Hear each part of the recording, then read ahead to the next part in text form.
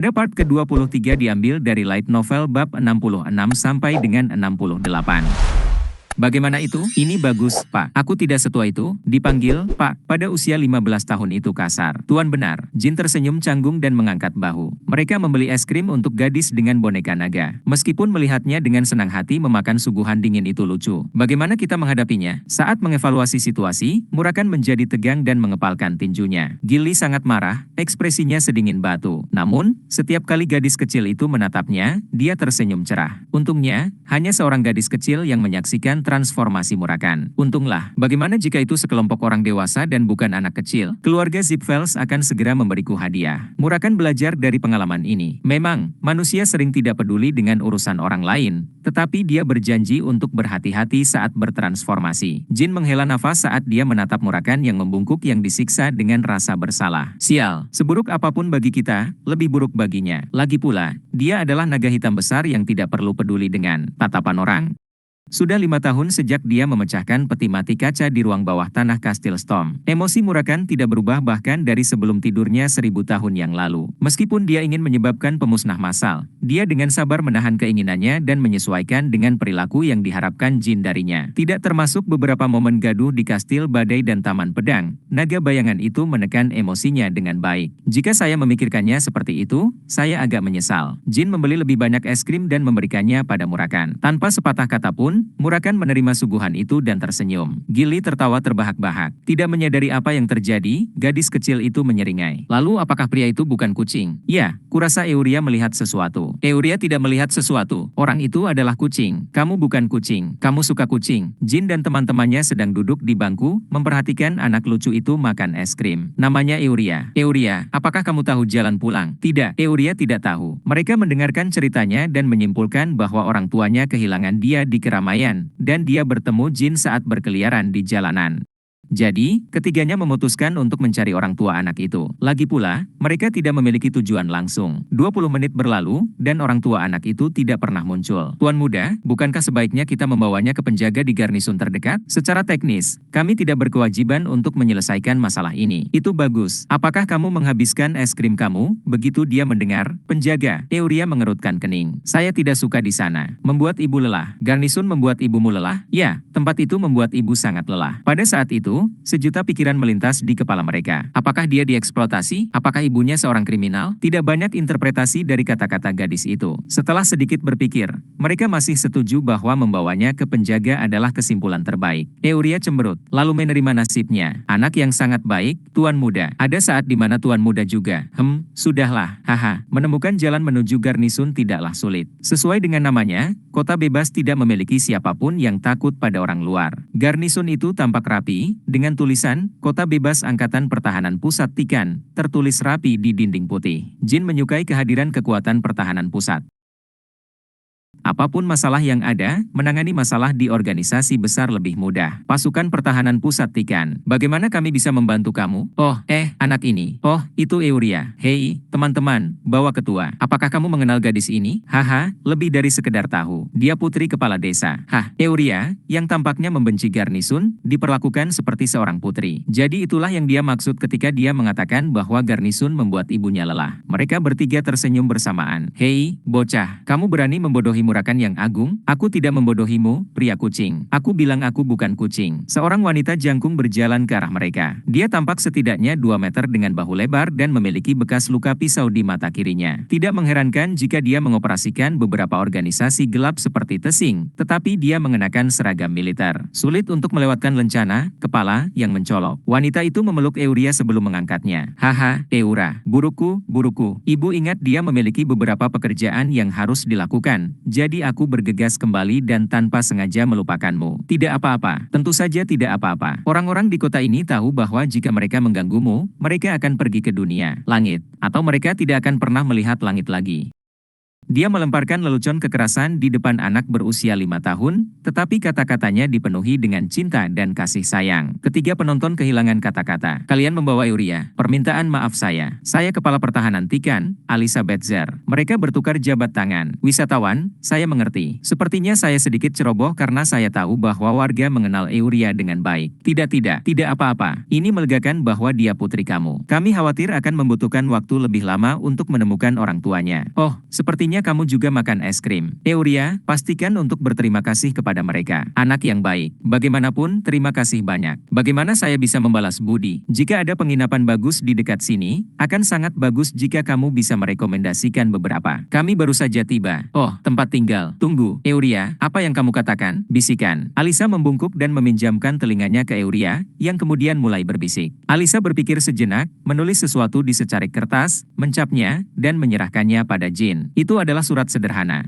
Ini surat pengantar dengan stempel Kepala Pertahanan. Kemanapun kamu pergi, jika kamu menunjukkan kartu ini kepada mereka, maka kamu akan diperlakukan dengan sangat hormat. Makanan yang disediakan juga akan berubah. Itu luar biasa. Ini akan berguna. Kita akan pergi sekarang. Ketiganya meninggalkan gedung, dan Alisa mengangkat bahu. Euria, kamu benar-benar melihat kucing berubah menjadi pria itu?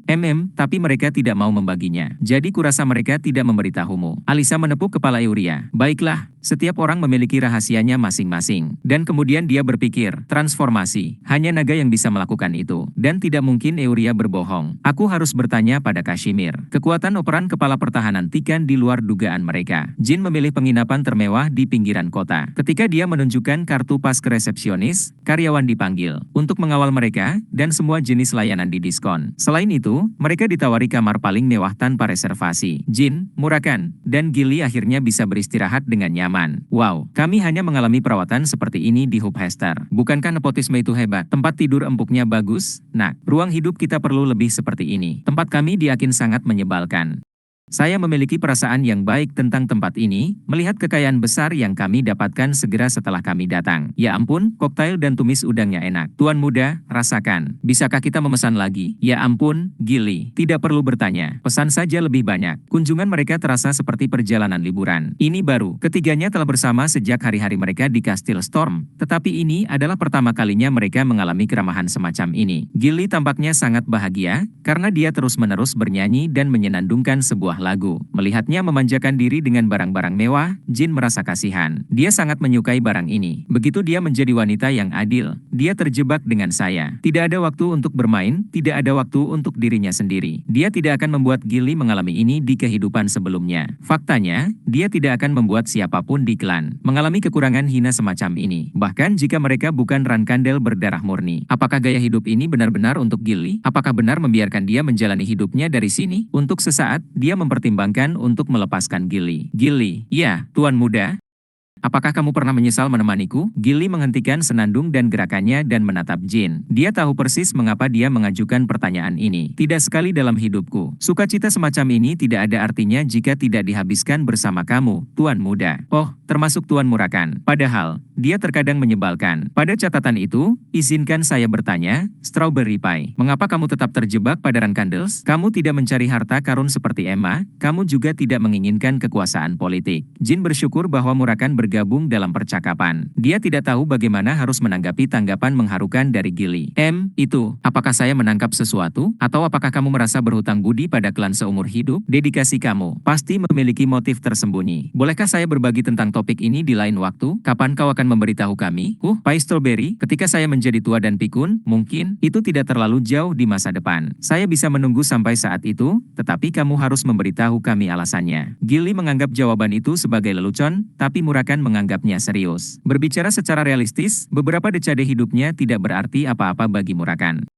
Haha, kurasa aku akan memesan udang lagi. Begitu Gilly meninggalkan ruangan, Murakan memanggil Jin. Hei, bocah, apa? Ini adalah kehidupan yang diberkati. Sepakat. Tidak lama setelah pergi, Gilly kembali ke tempat tinggal mereka. Namun, wajahnya yang terkejut tidak terlihat seperti dia telah memesan lebih banyak udang. Tuan muda, Tuan Murakan, ada yang tidak beres. Tidak ada satu orang pun yang terlihat di lobi. Apa? Karyawan, dan termasuk tamu, semua tampaknya telah membersihkan gedung. Sesuatu. Pada saat itu, puluhan langkah kaki bergema dari lorong tolong, mendekati sekitar mereka. Itu pasti suara tentara berbaris yang dilengkapi dengan sepatu bot baja. Hentakan itu berhenti di depan pintu mereka. Kemudian, sepasang langkah kaki yang lebih tenang mendekatinya. Seorang pria memasuki pintu yang terbuka. Murakan tidak tahu apa-apa tentang identitas pria itu, tetapi tamu mereka adalah seorang pendekar pedang terkenal yang dikenal Jin dan Gilly. Halo yang di sana. Itu adalah Ghostblade Kashmir.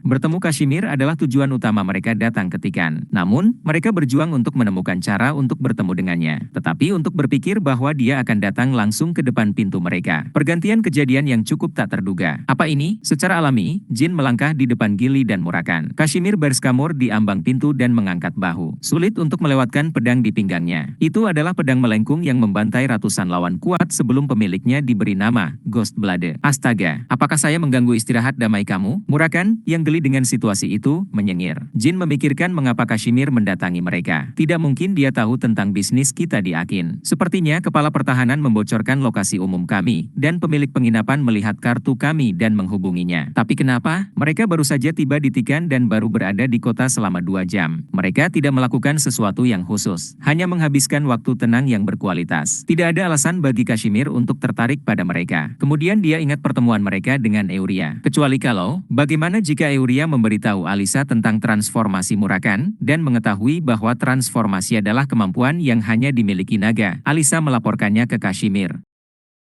Yakin akan kemungkinan itu, Jin mulai merumuskan skenario di kepalanya. Jika dia diyakinkan oleh seorang anak berusia 5 tahun yang menyaksikannya dan percaya bahwa kita adalah naga, itu berarti dia putus asa. Sebagai kenalan dekat, kepala pertahanan mungkin tahu ini juga. Namun, itu tidak tampak seperti situasi yang mengerikan. Para ksatria lapis baja di luar tampaknya tidak bermaksud mengancam kita. Mereka dibawa untuk mempersiapkan kemungkinan pertarungan melawan naga. Jika tidak ada alasan untuk menahan mereka di luar. Mereka akan datang ke kamar jika mereka ingin menakut-nakuti kita. Jin menyadari bahwa Kashmir mengevakuasi orang-orang di dalam penginapan untuk alasan yang sama. Mungkin mengevakuasi tidak hanya penginapan, tetapi juga daerah sekitarnya. Menyebabkan kemarahan naga karena pertemuan ini akan menghancurkan sekitarnya. Bahkan tidak butuh beberapa detik untuk mengevaluasi situasinya. Kunjungan singkat mereka ditikan dengan mudah mempersempit semua kemungkinan. Pada titik ini, Jin berpikir dia bisa dengan aman mendekati Kashmir. Selain tidak mengetahui bahwa Murakan adalah naga, dia mengerahkan pasukan keluar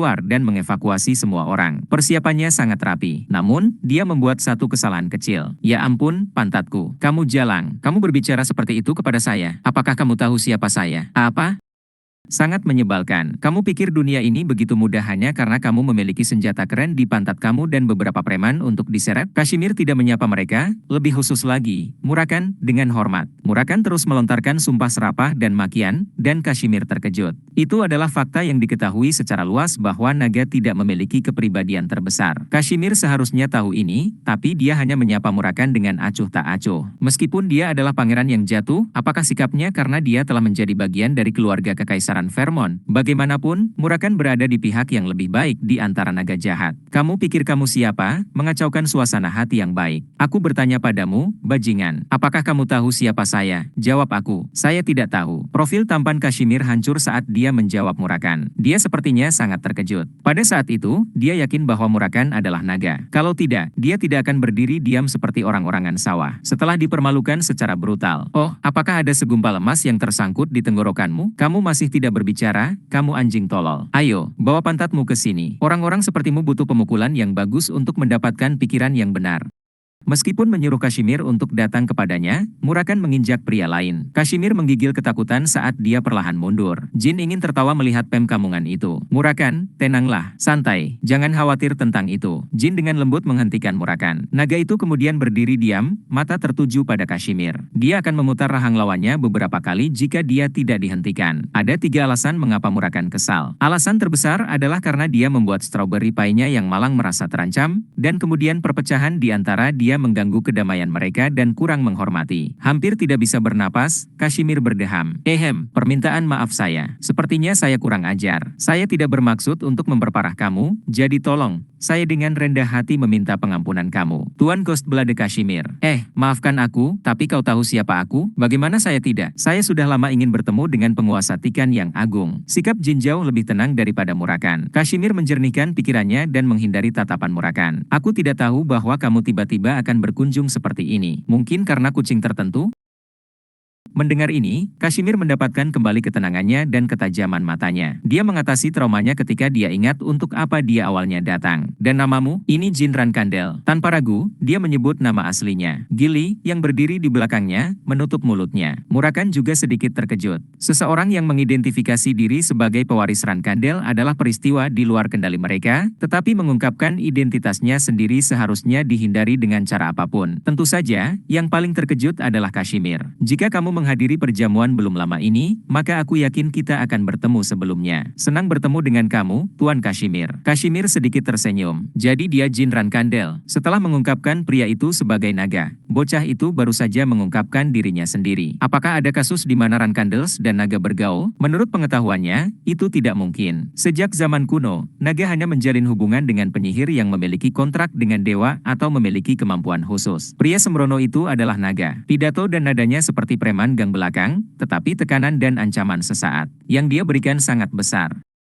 Menganalisis kru di depannya, Kashmir secara alami mengalihkan pekamungannya ke Gili. Dan bukankah wanita itu Gili S1MC High Pronunciation Roland? Sebelum dianggap sebagai pangeran jatuh, dia telah melihat beberapa keluarga S1MC High Pronunciation Roland di Istana Kekaisaran Vermont. Meskipun dia tidak mengingat Gili dengan tepat, dia memiliki ingatan yang jelas tentang Gili muda yang menunjukkan kekuatan cakar yang kuat di Akademi Pelatihan. Dan tidak ada keraguan tentang itu. Anak laki-laki di depannya adalah seorang Rankandel. Padahal, dia tidak mengerti mengapa Jin ditemani oleh seekor naga. Ceritanya panjang. Tuan Kashmir, silakan duduk. Kashmir memerintahkan para prajurit untuk membersihkan daerah itu. Dalam posisinya, itu adalah langkah yang berbahaya, tetapi dia bertindak karena pasifisme untuk mendapatkan bantuan naga. Namun, Murakan masih kesal. Menghormati keputusan Jin, Gili meletakkan 3 gelas di atas meja. Murakan terpaksa mengikuti agenda anak itu. Jin menuangkan anggur ke dalam piala Kashmir. Tuan muda Jin, apakah klanmu tahu keberadaanmu dengan seekor naga? Saya tidak pernah memikirkan Rankandel dan naga yang bekerja sama. Klan tidak tahu. Kau memberitahuku rahasia yang berisiko seolah-olah itu bukan apa-apa.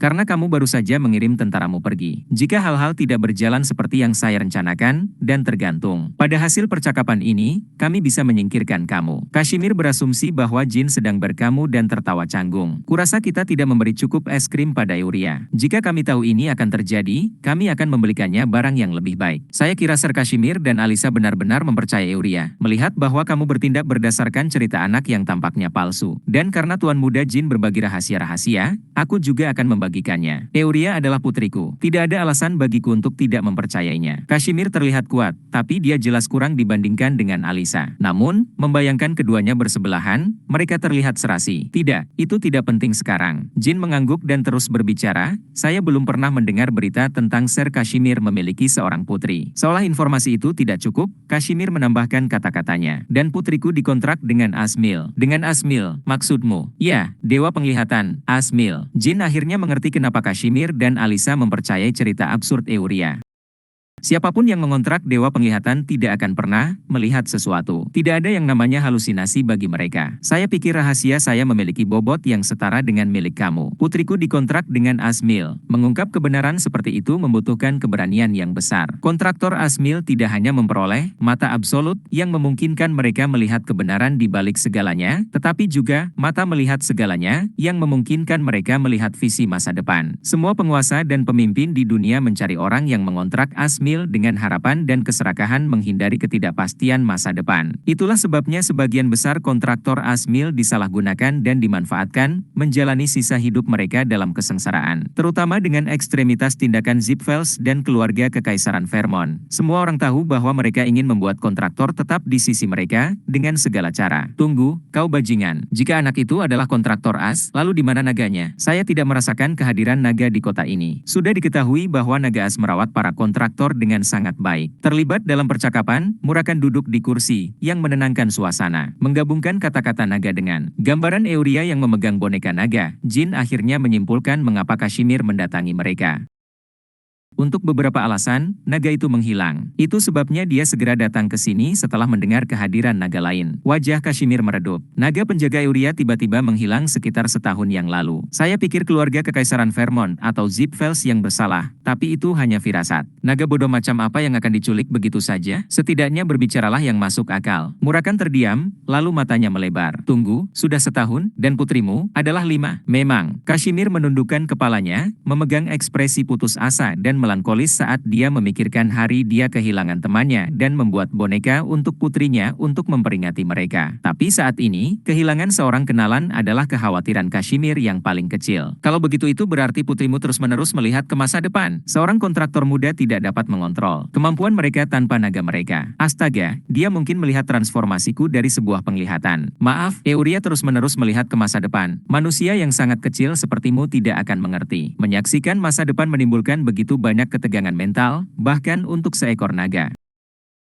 Saat ini, putri kamu masih sangat kecil. Dia tidak bisa membedakan antara fantasi dan kenyataan. Apa yang kamu? Kalau terus begini, putrimu akan menjadi gila dan terbaring di tempat tidur selamanya. Setelah 1 atau 2 tahun, dia perlahan akan merasa lelah, dan itu hanya bola salju dari sana. Menjadi tidak mungkin untuk berhenti. Kita harus menemukan naga itu. Mata Kashmir memerah. Siapapun akan terkejut setelah mendengar bahwa putri mereka akan terbaring di tempat tidur seumur hidup. Murakan, apa maksudmu dengan itu? Anak itu akan terbaring di tempat tidur? Menjelaskan.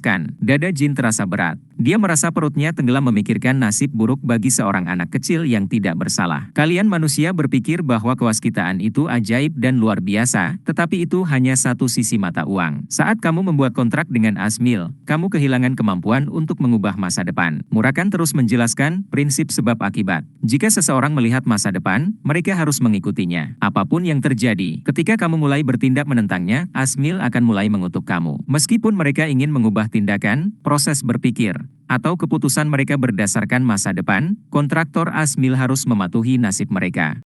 Jadi, bahkan jika mereka melihat di masa depan bahwa saudara laki-laki mereka akan dibunuh, mereka tidak boleh memberitahunya atau menghentikan pembunuhan itu. Karena semua orang di ruangan itu menyimpulkan dalam waktu dekat. Prinsip sebab akibat juga berlaku untuk mereka. Namun, meskipun mereka mencoba mengubah masa depan, Asmil tetap menghukum kontraktor. Jika mereka tidak mematuhi prinsip sebab akibat, kontraktor akan menerima hukuman mati. Putri kamu telah hidup di dunia yang berbeda dari kamu dan saya. Dia pada dasarnya menjalani kehidupan yang telah direncanakan sebelumnya. Aku tidak percaya. Aku belum pernah mendengar tentang itu sebelumnya. Tentu saja tidak. Itu tidak terkenal bahkan di antara para naga. Lalu tentang penemuan Euria tentang transformasimu. Jika dia ditakdirkan untuk bertemu denganmu, apa artinya itu? Bahwa itu dari ramalan. Bagaimana peluang bertemu kontraktor Asmil di kota besar seperti ini? Asmil mungkin mengatur kami untuk menawarkan bantuan kepada gadis tak berdaya itu karena dia kehilangan naganya. Intinya, Asmil meminta bantuan. Seorang dewa meminta bantuan kepada beberapa manusia. Untuk seekor naga dan 2 manusia. Itu, saya tidak bisa menentukan dengan tepat niat intervensi Asmil. Tapi saya mungkin benar, pertemuan kebetulan tampaknya sangat tidak mungkin.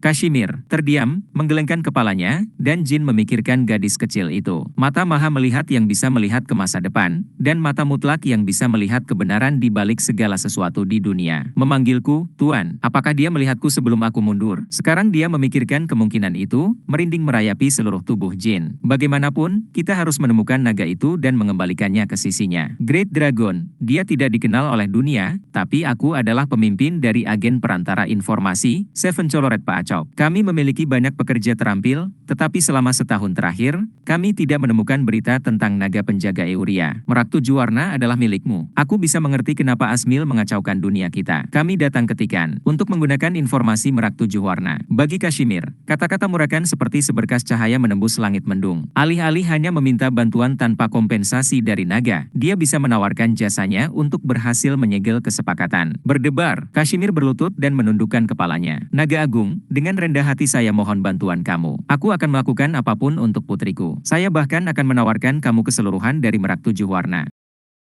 Biasanya, Kashmir adalah pria yang sangat tenang. Meskipun dia dikeluarkan, sebagai mantan anggota keluarga Kekaisaran Vermont, rasa bangga dan harga dirinya sangat kuat. Namun, ini adalah situasi di mana kehidupan putrinya dipertaruhkan. Meskipun mereka tidak didukung dengan bukti apapun, Kashmir tidak meragukan sepatah kata pun yang diucapkan oleh naga itu, keputusasaan memenuhi akal sehatnya. Bagaimanapun, dia berada di hadapan naga dan Rankandel. Mereka tidak akan berbohong karena itu akan mengotori nama mereka. Terkejut, gili berkedip, dan mata Jin melebar. Saya ingin membantu, tetapi saya tidak membuat keputusan akhir. Maaf, kamu harus bertanya pada anak ini. Apapun yang kita lakukan, teman kecil ini inilah yang memutuskan segalanya. Jadi, apa yang akan kita lakukan? Nah, biasanya, naga dan kontraktor duanya biasanya memiliki hubungan yang setara, tetapi kontraktor memang memiliki komando atas naga. Pada dasarnya, naga memiliki rasa kemandirian. Tidak peduli seberapa dekat naga itu dengan kontraktor, naga itu tidak melupakan prinsipnya. Kashmir mengetahui prinsip ini, dekamurinya, dia menyadari bahwa Jin bukanlah sembarang rankandel. Tolong tawarkan bantuanmu, Tuan Muda Jin. Tolong berdiri, Tuan Kashmir. Meskipun kami baru saja bertemu, kehidupan seorang anak dipertaruhkan. Menerima permintaan itu tidak masalah. Jin membantu Kashmir berdiri.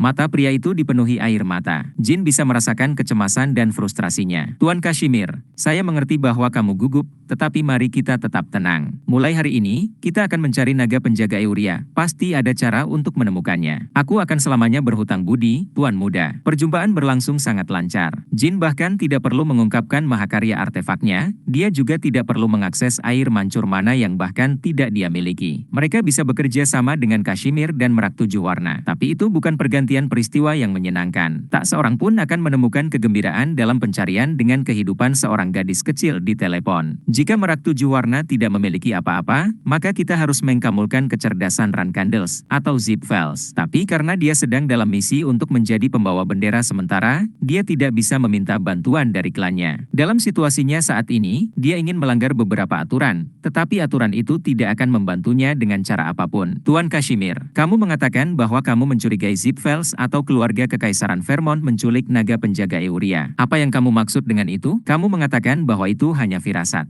Jika naga itu mati, maka Euria akan tahu apapun yang terjadi.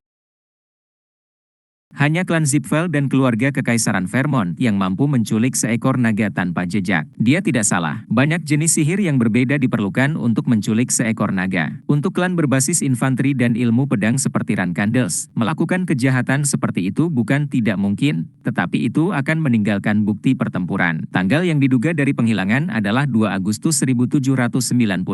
Menurut penelitian pekerja saya, penyihir terkuat Zipfels dan Vermont meninggalkan pos mereka hari itu. Klan Zipfel dan keluarga Kekaisaran Vermont. Jika mereka berdua, apakah mereka menyimpulkan dengan intuisi atau dengan menggunakan bukti? Menyelamatkan naga tidak akan mudah. Bahkan tidak sulit, itu tidak mungkin. Bersama dengan Rankandels, keluarga Kekaisaran Zipfels dan Vermont merupakan 3 keluarga terkuat. Dan di antara mereka, klan Zipfel berada di puncak. Aku sudah agak menyerah menyelamatkan naga penjaga putriku. Dan jika kamu tidak memberitahu saya bahwa hidupnya dipertaruhkan, saya akan menyerah tanpa batas. Jangan khawatir. Ini juga pertama kalinya saya belajar tentang nasib kontraktor Asmil. Benar, Fana. Menyalahkan diri sendiri tidak akan menyelesaikan apapun. Zipfels dan sebuah kerajaan. Hei, nah, apakah kota bebas Tikan bagian dari Federasi Sihir Lutero? Tidak, Tikan adalah negara kota, sama seperti Mamit. Ini bukan negara atau bagian dari apapun. Namun, satu perbedaan utama antara Tikan dan Mamit adalah bahwa Tikan memiliki tanah yang luas. Keluarga Kekaisaran Zipfels dan Vermont, beberapa kerajaan lain dan juga Rankandels, tentu saja ingin menguasai tanah Tikan. Selain itu, keluarga Kekaisaran Vermont menemukan kebebasan yang diperoleh Pangeran Jatuh dengan mudah juga sangat menjengkelkan. Mendirikan kota di antara banyak kerajaan yang haus tanah setelah 10 tahun yang berat, kemampuan Kashmir dan Merak Tujuh Warna untuk berkompromi sungguh luar biasa. Meskipun dia bisa membangun sebuah kota, dia tidak bisa menyelamatkan putrinya sendiri, karena warganya sendiri tidak menyadari bahwa penguasa kota bebas Tikan, Kashmir, memiliki seorang putri. Selain itu, jika berita pernah menjadi pusat perhatian, menyelamatkan Euria sebagian besar dapat memengaruhi jalannya sejarah. Kalau begitu, aku bisa berubah di sini, kan? Kenapa begitu? Akan terbang ke Kekaisaran Vermont dan bertanya pada beberapa naga lain. Sebagian besar naga di Zipfels adalah musuhku, jadi aku tidak bisa bertanya kepada mereka. Hampir 80% dari naga yang ada berafiliasi dengan klan Zipfel. Sebagian besar dari 20% sisanya berada di bawah keluarga Kekaisaran Vermont, dan sisanya, sebagian kecil, dikaitkan dengan klan yang lebih kecil, atau kontraktor yang tidak dikenal. Kamu tidak bisa begitu saja terbang ke kerajaan Vermont karena penghalang mereka. Mendapatkan identifikasi palsu lainnya dan melewati gerbang transfer akan jauh lebih mudah. Hambatan tidak masalah. Jika saya memancarkan 1 ton energi saat terbang, maka beberapa preman akan memperhatikan saya. Jadi saya akan pergi ke suatu tempat yang tidak akan terdeteksi. lagi. Apa? Bagaimana? Saya mungkin baru saja terbangun dari tidur 1000 tahun, tetapi ketika saya masih di puncak, ada banyak yang berhutang budi kepada saya. Kamu tahu, mudah-mudahan, saya akan menemukan salah satu teman saya di pinggiran kekaisaran. Jika tidak, tidak apa-apa. Naga sering tetap aktif selama lebih dari ribuan tahun. Selama dewa terus memperbarui kontrak, itu mungkin. Tuan Naga, setelah memikirkan sesuatu, Kashmir berseru. Hei, panggil saja aku dengan namaku. Jangan terus memanggilku seperti itu. Ini memalukan. Apakah saya semacam pemimpin sekte? Tuan Murakan, sebelum kamu pergi, saya dapat menawarkan kamu arsip naga keluarga kekaisaran Vermont. Itu adalah sesuatu yang sudah diselidiki oleh agen Merak 7 Warna.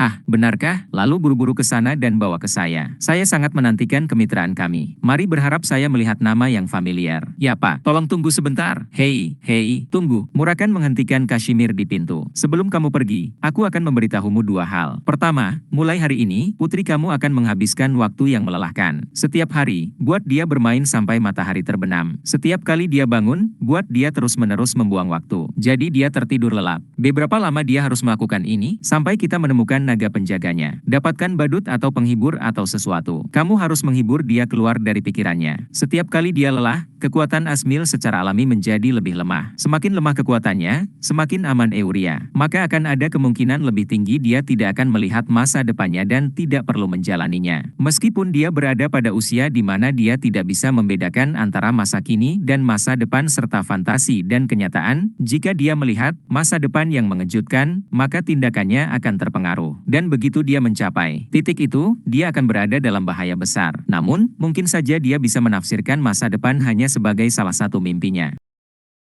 Beri dia obat tidur, atau kamu bisa memberikan mantra tidur padanya. Tapi saya kira kamu tidak akan menyukainya. Aku juga tidak menyukainya. Begitu juga dengan anak atau strawberry pie atau istri kamu, bahkan anak kamu sendiri. Benar, dipahami. Saya akan mencoba yang terbaik untuk membuatnya lelah melalui kegembiraan dan hiburan. Dan yang kedua, ingat koki penginapan yang kamu evakuasi dan beritahu mereka untuk membuat banyak hidangan udang. Jumlah yang substansial. Kashmir mengangguk dan bergegas keluar pintu. Gili berjalan ke Murakan. Lord Murakan, kamu sangat baik. Haha, strawberry pie, aku ingat kamu tidak bisa mendapatkan hidangan udang yang kamu inginkan. Tidak, bukan itu. Maksud saya ketika kamu dengan tenang berkomunikasi dengan Sir Kashmir untuk mengurangi kecemasannya. Karena malu, Murakan dengan canggung membuang muka dan terbatuk.